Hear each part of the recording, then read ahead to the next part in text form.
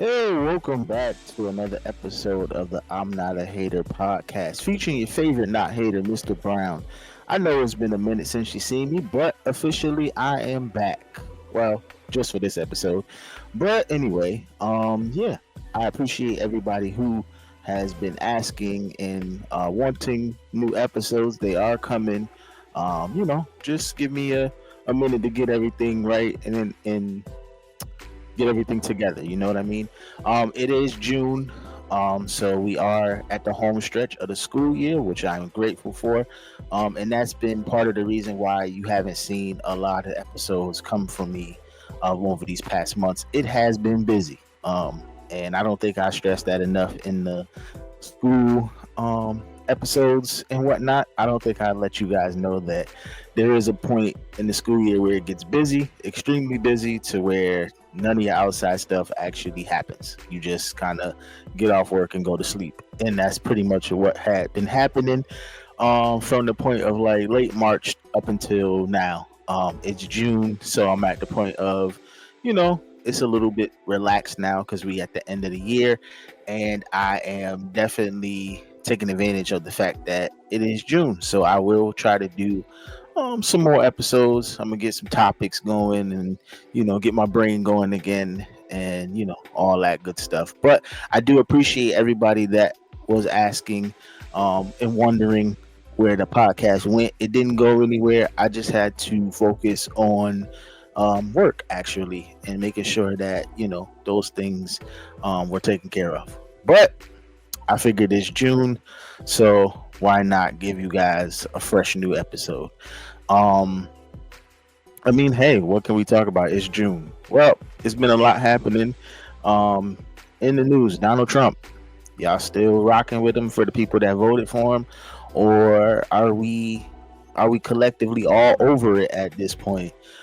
Do we wish we had made a different choice, or we just gonna ride it out with the choice that we made? Whichever it is, however it goes for you, um, good luck. Me personally, it's rough. We still getting through it, right? We still going to keep a smile on our face. We still going to do what we got to do. But overall, like every day, there's something crazy happening. This dude is doing more crazy stuff by the day, by the week, by the month, and obviously over time we're going to see by the year. But the overwhelming percentage of people voted for him, so here we are. We kind of stuck. Uh, Unless we impeach him or we can get him out or something like that. I'm not really following anymore, so I don't really know how that's going. I did hear at one point somebody did have impeachment papers drawn up, but I don't know if it went very far. But I wish them the best of luck, and hopefully they can do that speedy. um yeah, it's June. What happens in June? Let's see. Well, the end of the school year. All right. So all my educator friends um in the East Coast and up the Eastern Seaboard and what have you, we can see the finish line finally. Um Everybody down south and on the West Coast, they probably already done. They've been done for at least a week or two now. So congrats to them. But East Coast, we can see the finish line finally. We can finally take a deep breath and realize we are at the end. We could pull out them movies, get your field days going, um, the graduations, kindergarten, pre-K, um, high school, right? High school, all that. Get it all going. Get it ready. Um, Yeah. So all those great things are going to be happening. But the number one thing, the overall thing, is that the school year is finished. We worked very hard over these past 10 months, almost 11 months for some. And for me personally, like this was one of the most exhausting school years I've ever done. Um, some of them have been easy, like you don't feel anything. But this school year, I say I earned my pay this school year. I won't go into like particulars, but I'll just say like I worked extremely hard. I was covering classes, I was doing dual roles, sometimes triple roles if it called for it. And you realize like, man, it takes a lot to get through a school day. Because normally you just focus on your one part, but when you start getting involved with all of the parts that it takes to do a school day, you like, whew, I wouldn't want to be, the person who got to do coverage every day, or I wouldn't want to be the principal, or I wouldn't want to be this or that. You become thankful for that one position that you do have, that you can focus on that solely. But when you start having to do double and triple, it definitely shows. So shout out to everybody that was doing, dual roles and triple roles this year. Um, we got through it. And we are finished or close to being finished.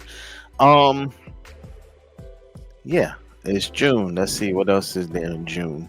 Juneteenth. All right. So this is a new thing, relatively new holiday as far as federal holidays go. I don't, did he get rid of it? I don't know. Did Trump get rid of it? Let me know if Trump got rid of it. But if he did not get rid of it, I definitely celebrate Juneteenth. And learn more about it if you don't know, because it is very important. Not everybody knew that we were free all at once. It took, I believe it was Texas. It took them an additional 2 years to find out we were free. So at that point they had a celebration, and that's what Juneteenth has become. Shout out to President Biden for making it a federal holiday at the time. Hopefully that still remains, like I said before. Um, June is a great month. I'm telling you. Uh, I'm just so excited to be like almost done with work.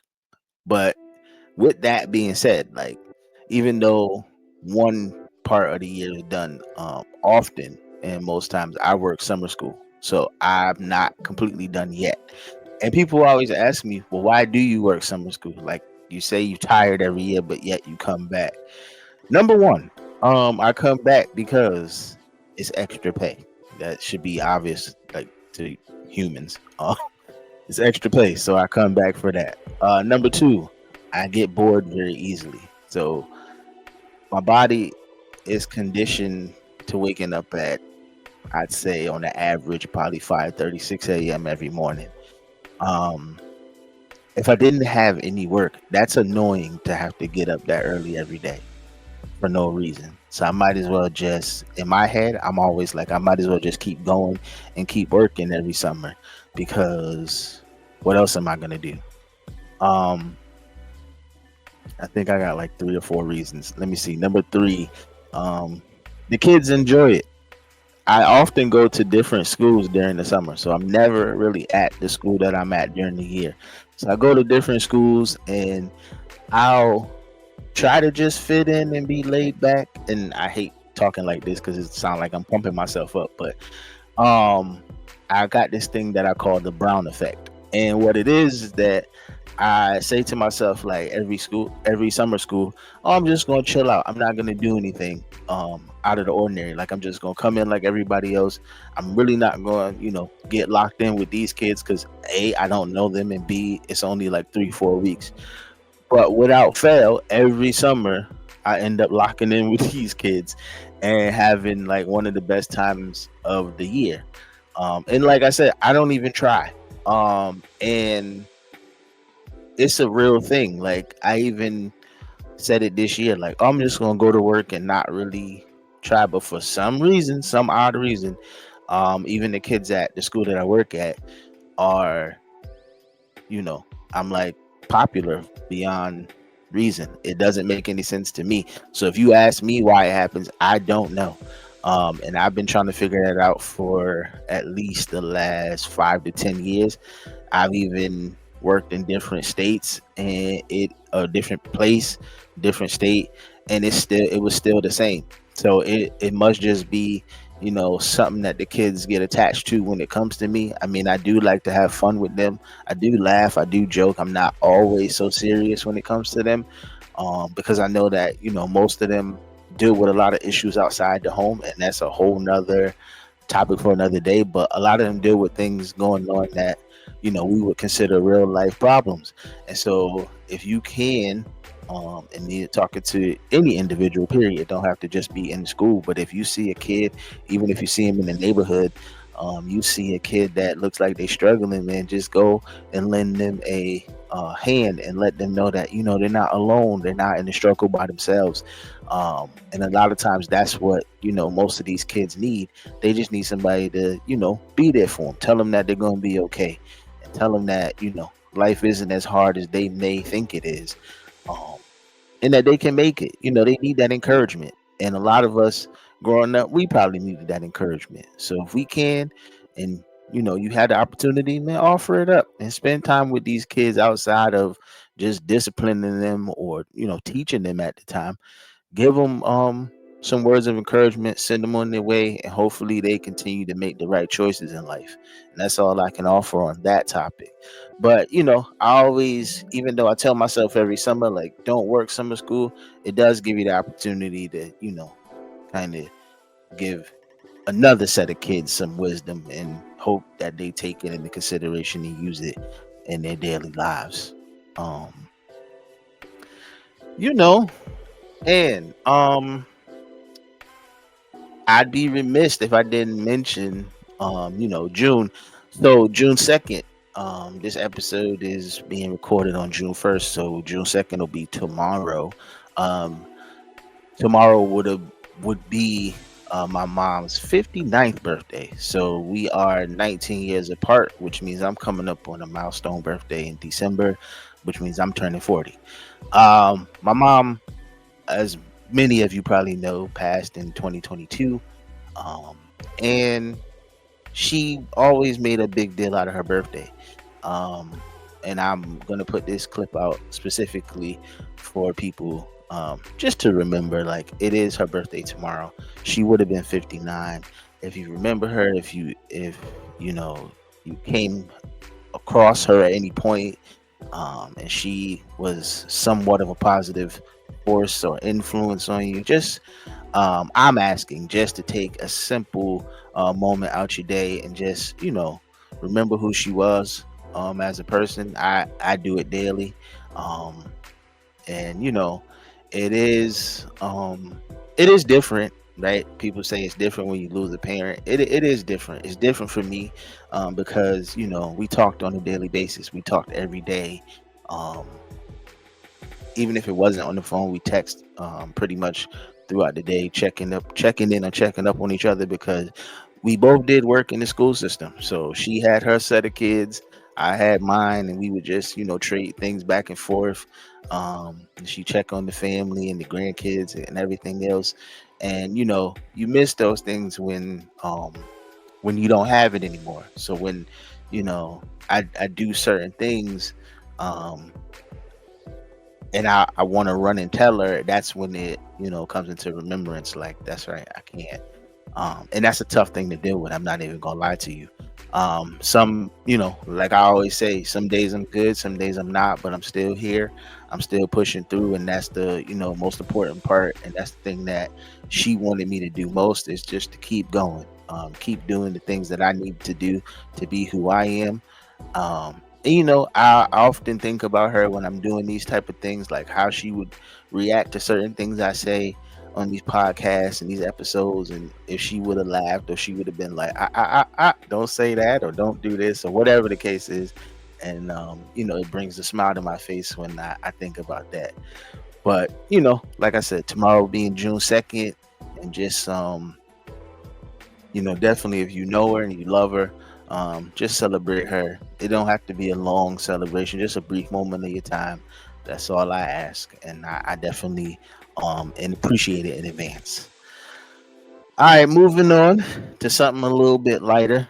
um well, I'll try to make it lighter. It may come off crazy, but we'll see. Something a little lighter, in the tone of Father's Day. Father's Day is in June, and I'm doing this because I am a dad. I'm gonna say this for the dads, and I'm probably gonna make this a clip too, so just be prepared. I'm saying this for the dads though, out there in the world. The number one things we don't want socks. If you got socks already in your Father's Day bag, take them out, throw them in the trash. We don't want them. We got enough of them. I only wear ankle socks, so please don't bring any dress socks near me. We don't want tools. I think that's really weird.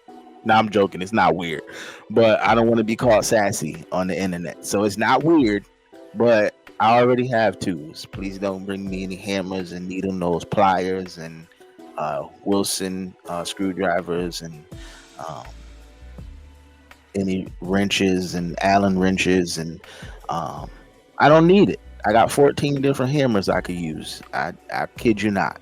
My grandfather left me enough hammers to last a lifetime. Thank you. Um, you can give us gift cards and take us out and spoil us like we do on Mother's Day.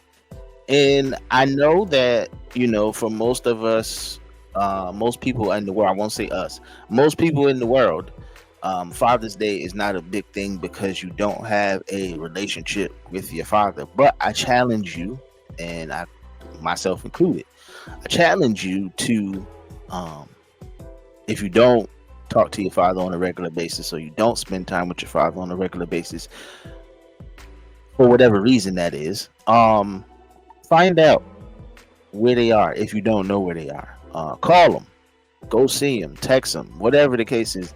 I promise you, the smallest thing, they will enjoy it. They will respect it. They will love it.